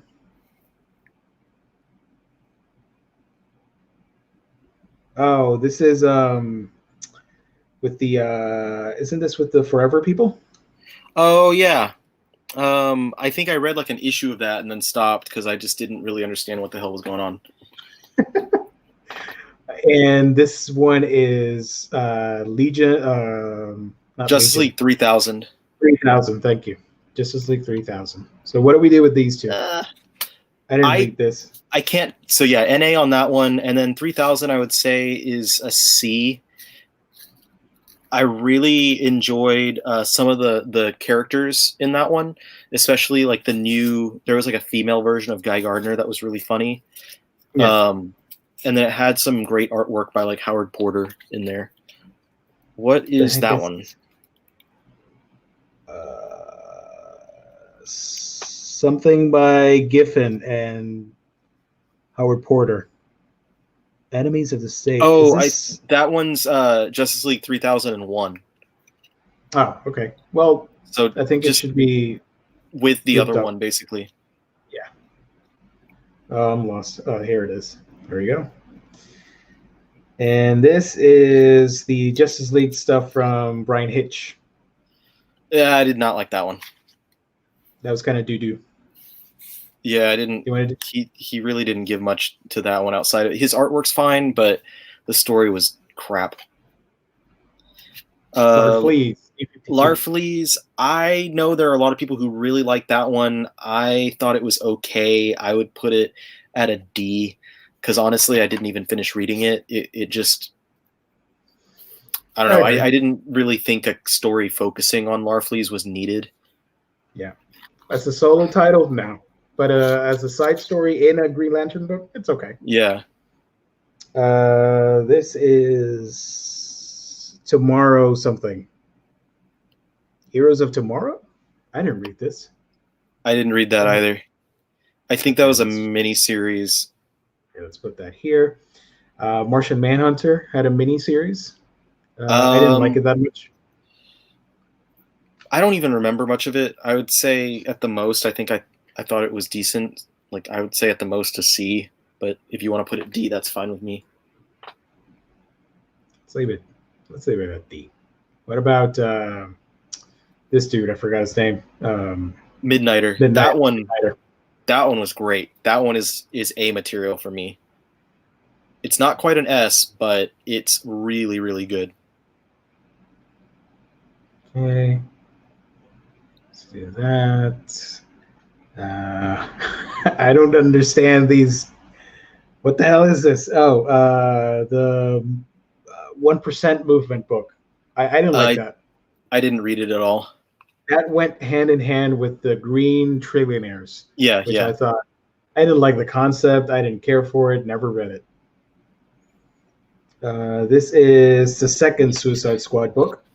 I don't know if that's the one that I read.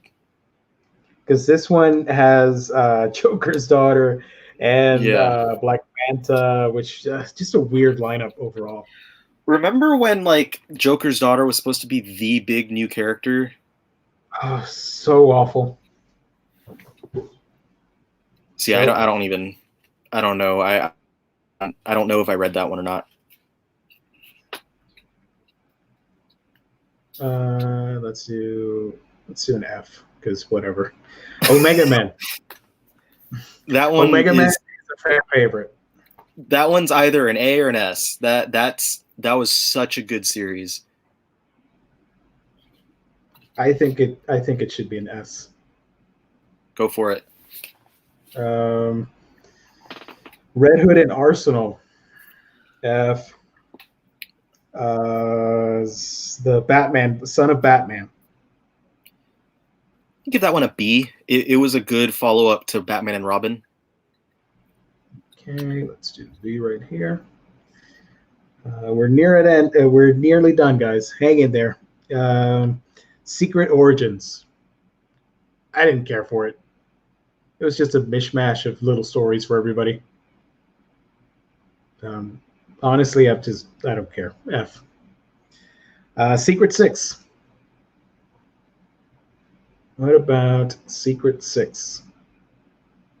I think Ryley froze. Yep. Give me a quick second while he returns.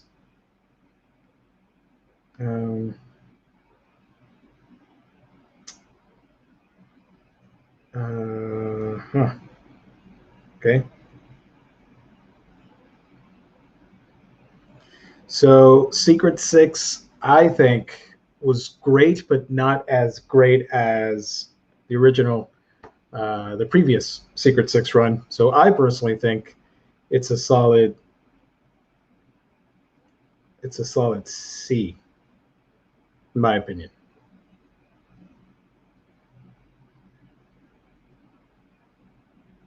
Next up, we've got the Starfire series, which I only read a little bit, so I can't really talk about it that much. I'm going to place it here.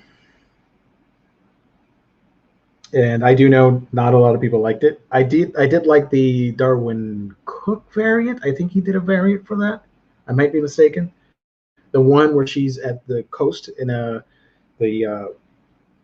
beach in Florida. I don't know which beach, but it was really nice image with her holding a star fragment or something.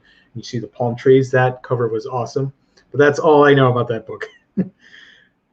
This one is Deadshot and Katana. I didn't like that at all. I'm sorry. That's an F for me. Superman, Wonder Woman.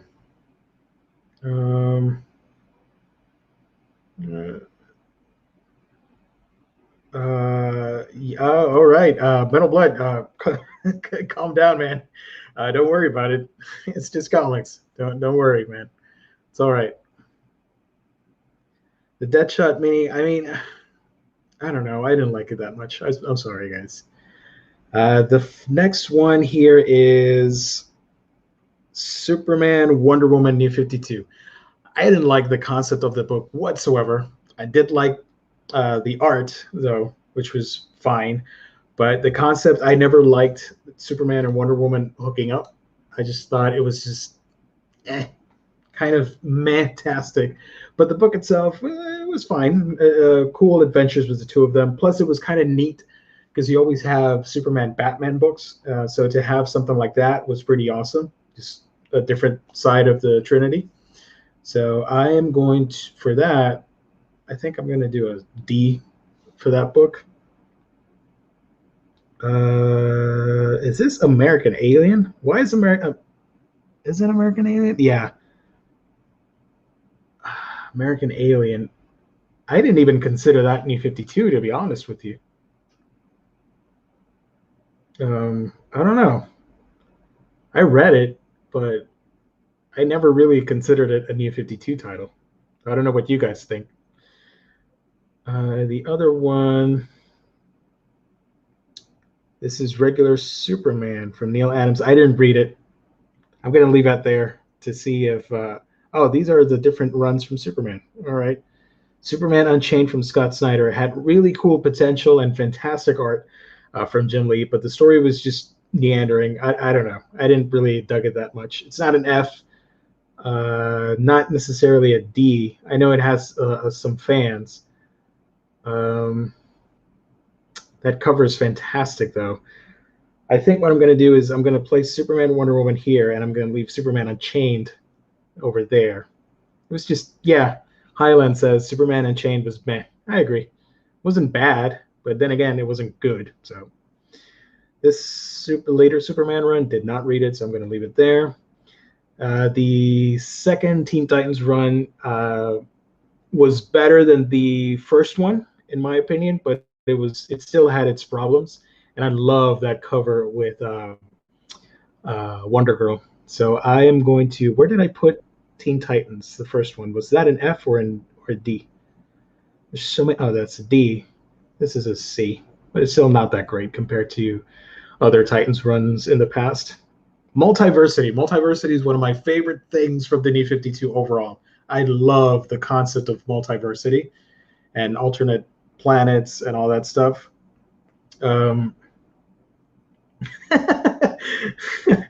Multiversity for me personally, I think it's an A. It's nearly C level, S level. Sorry.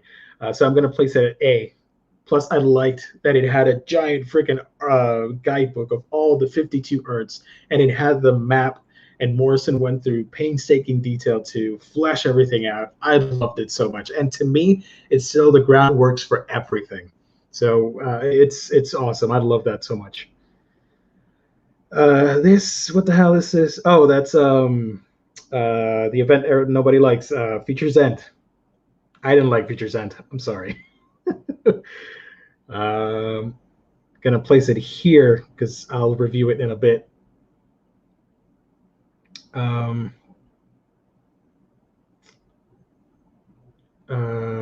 Yeah, okay.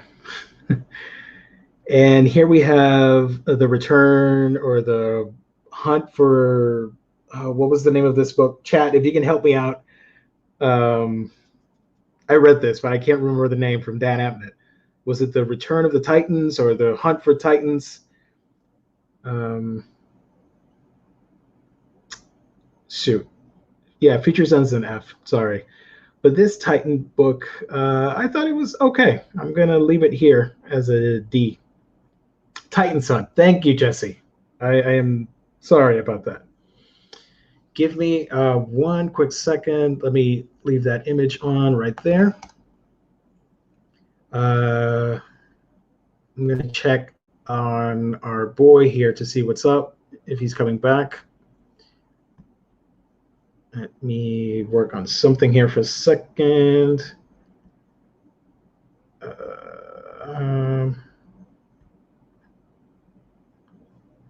Yeah. Give me a quick second. Okay, so Ryley's internet died, and so did his computer. So it's a double whammy. Looks like I'm going to have to close out this thing. I'm going to have to finish out the rest of the rankings. So let's do this real quick because we're already close to 2 hours on this stream. Last 4 books. You've got the Pandora's series, right? Yeah. Because they also had the Trinity book, Trinity of Sin or something like that.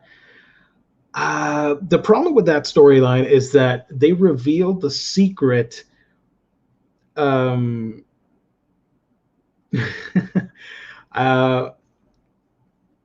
revealed the secret far too early for that book. And if they would have kept that mystery going, it would have been a lot better, in my opinion.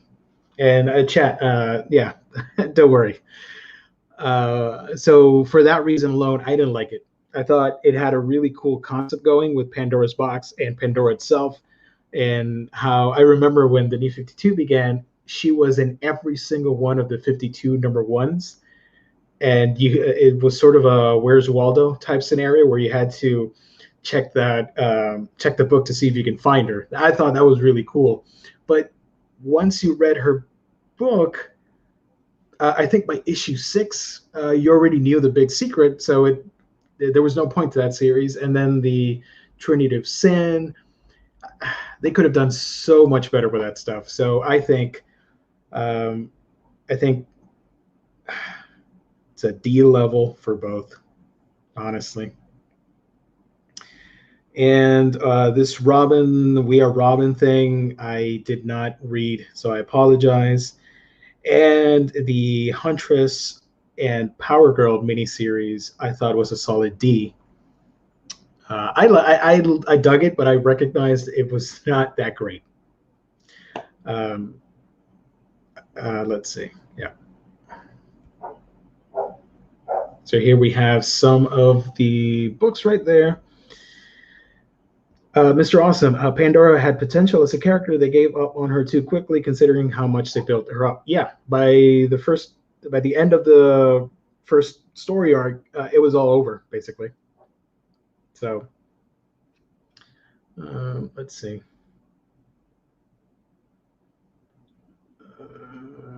Okay.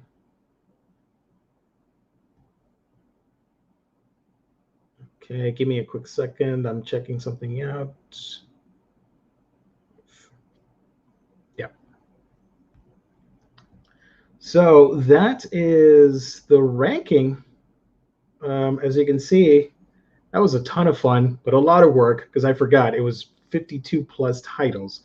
So here you have the not available that we didn't read.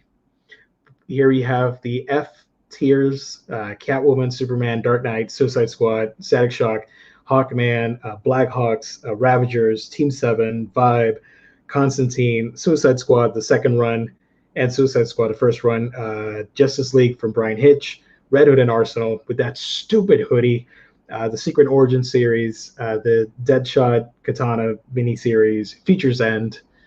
They didn't put Convergence here, which I would have placed as an F as well. I hated that event.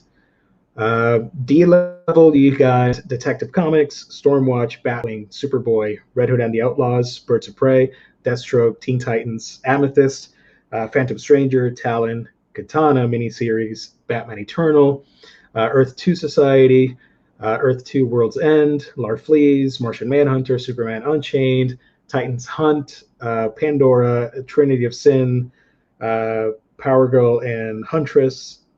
We also had a Huntress 6-issue miniseries, which I love the art. Not that great of a story, but I love the art. It's missing from this. I would have placed it here as well as a D. On the C level, we've got Green Arrow, because of what we explained earlier. OMAC, Legion Lost, New Guardians, Nightwing, JLA, Supergirl, Aquaman and the Others, Batman and Robin Eternal, Justice League 3000 and 3000 plus one, or and one, I don't know. Secret Six, Superman, Wonder Woman, and Teen Titans, the second run. The B level, Action Comics, Red Lanterns, Demon Knights, Frankenstein, Agents of Shade, Flash, Justice League Dark, Earth 2, Batman, Superman, Dr. Fate, the Green Lantern book, which I'm blanking out on the name of, and the Son of Batman series. Then A level, you've got Batgirl from Gail Simone, Animal Man, Batman and Robin, iVampire, Batwoman, All-Star Western, Swamp Thing, Justice League, Dial H, Harley Quinn, Midnighter, Multiversity, and the S level, which caused some debate, I guess. You got Batman, Jeff Johns, Green Lantern, Wonder Woman, Aquaman, Batman Inc. from Grant Morrison, and Omega Men.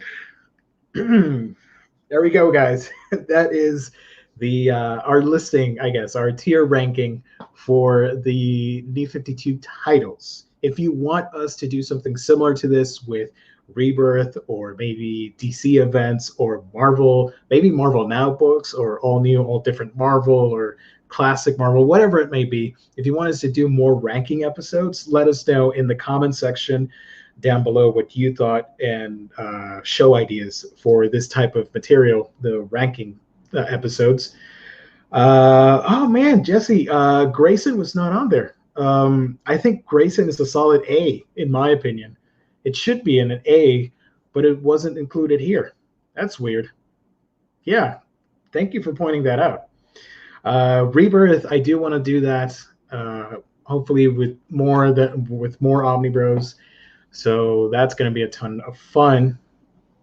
Also, let me remind you guys that if you want to pick up any of these New 52 titles, you can do so by checking InStockTrades.com, where you can get your collected editions and manga up to 50% off.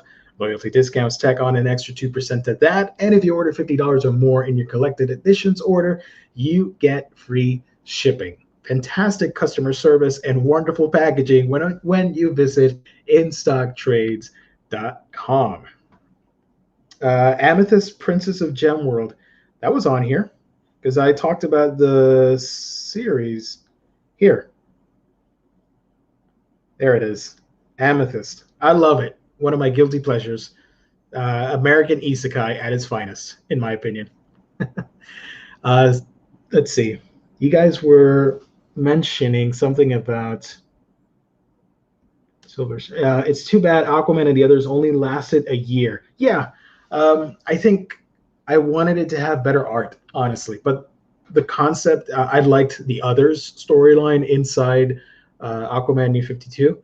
So I wish it would have lasted longer so you could have explored more missions and more character dynamics between the others. But it was okay. Zach, a shonen manga rank list would be cool as well. I've actually talked about it with my Omnibros and several guests that I want to bring on. So we will do that eventually. So look forward to that. Yes, that will be done on the Manga Collector Show.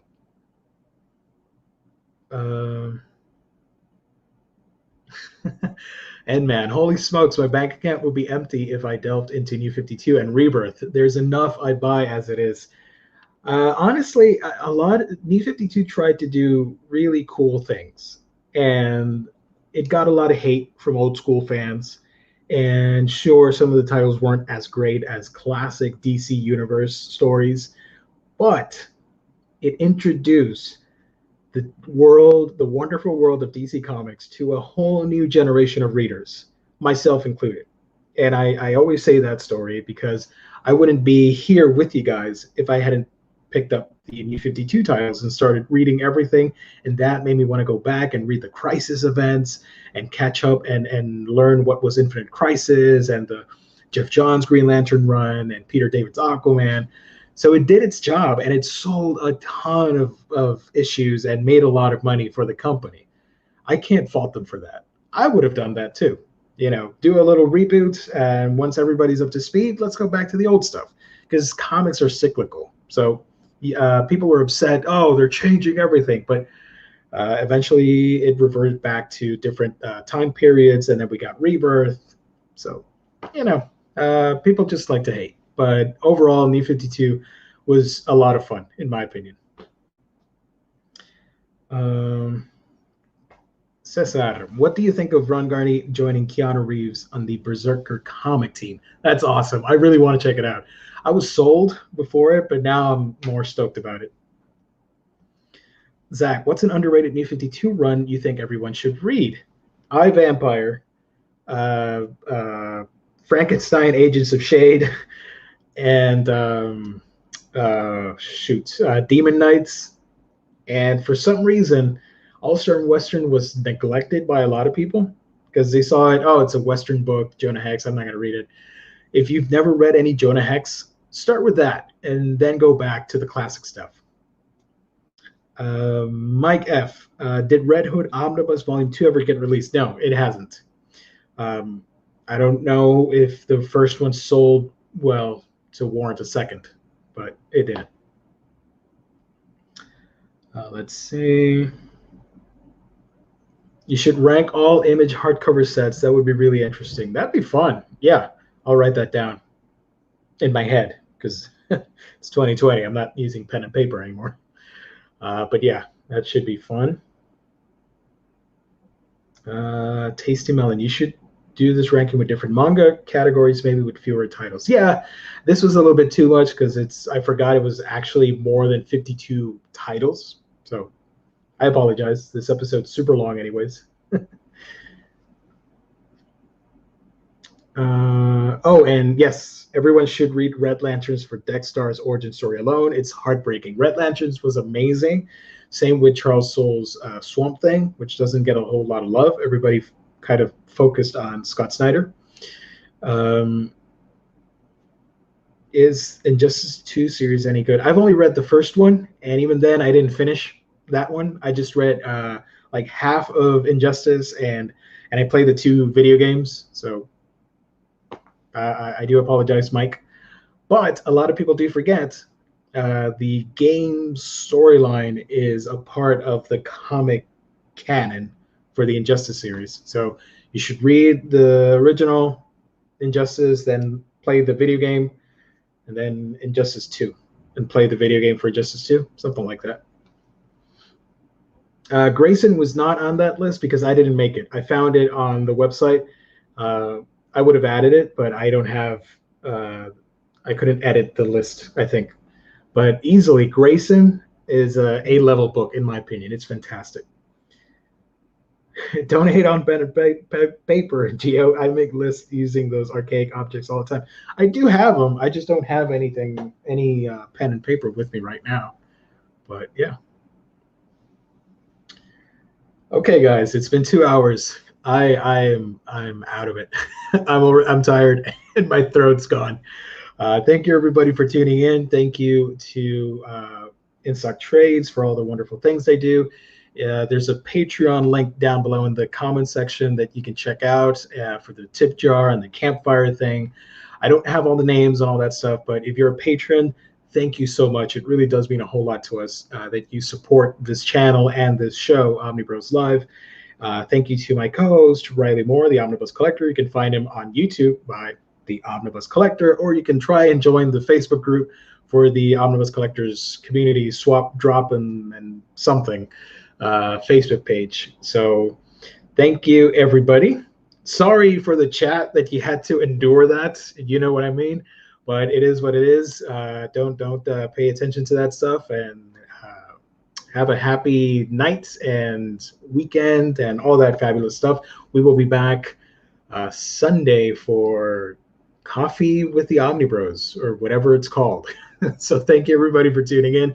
You can find me on A Week in Geekdom, where I talk about anime, comics, and manga. That's A Week in Geekdom here on YouTube. So for everyone here and everyone that wasn't here, thank you. God bless. Stay safe out there. We'll catch you.